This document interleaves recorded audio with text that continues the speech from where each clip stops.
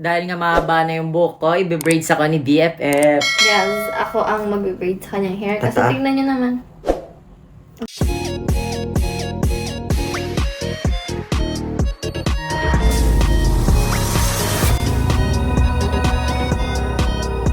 Dahil nga mahaba na yung buhok ko, i-braids ako ni BFF. Yes, ako ang mag-braid sa kanyang hair. Kasi Tata? tingnan nyo naman.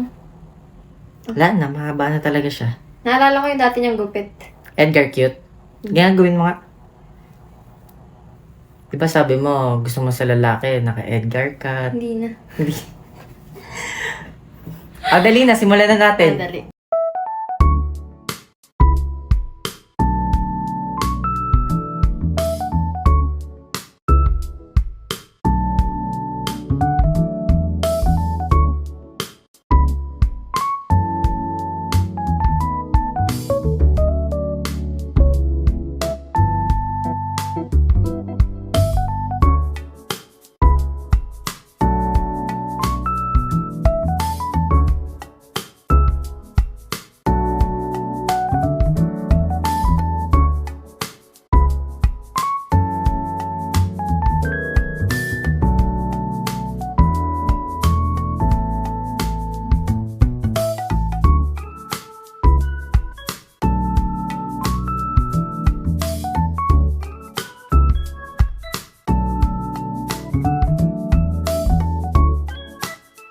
Na!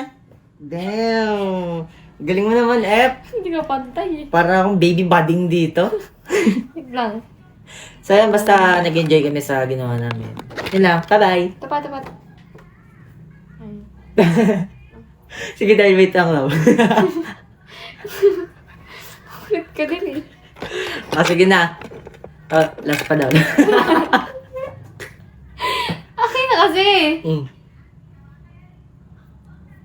Ala, baby budding na talaga. Ano pa dito? Rainbow ba? Di tayo sa gitna. Nasira yung hairline. Wag pala. Ay, lagyan ito dapat yun.